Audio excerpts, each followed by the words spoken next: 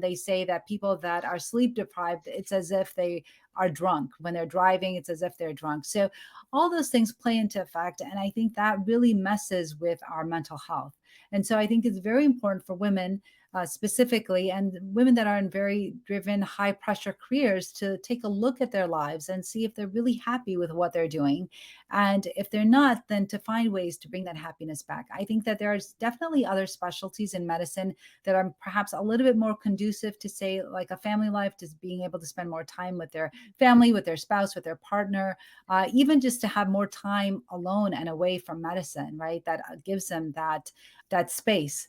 But when you're in a very driven and high pressure field, you don't always have that luxury. So I think that it's just important to figure out why you're doing what you're doing and if you're really happy doing it and if it brings you joy. That's right. It makes a lot of sense. Thank you. For other women who are like noticing that they're feeling burnt out in their field, if this idea you had mentioned that it leaks into the sexual health, that they are burnt out with their everyday chores, with all everything they have to do at home and everything they have to do in their occupation, or everything that they're doing to get the kids from here to there, or to take care of food, take care of laundry, take care of chores, take care of their husband, take care of everything, and then there's not a whole lot in it for them. What are some simple practices that you can offer to these women so that they can find satisfaction in their day-to-day life immediately?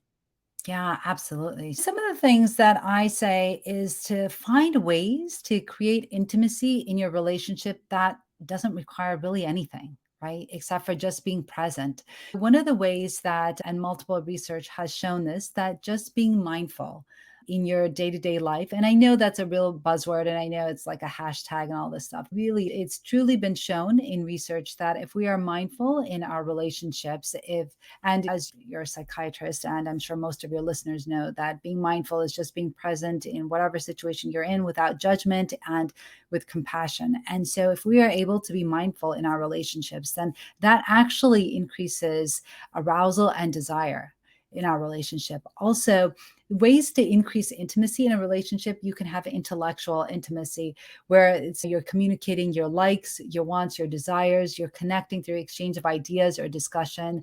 You can also have physical intimacy, right? Which we know you can just be even holding hands. It can be cuddling. It can be eye contact. It can be touch. It doesn't always have to be like a sensual type of touch. It can just be a hug, right? And that can create that intimacy in a relationship. It can be an emotional relationship where we're able to trust the other individual through honesty and share our innermost thoughts and feelings. Some ways that women can increase that intimacy, like I said, was practicing mindfulness.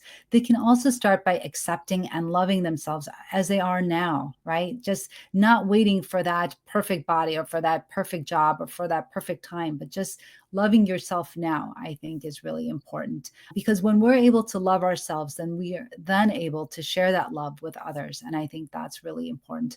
Also, realizing that love and intimacy is going to look different as we go through different ages in our life.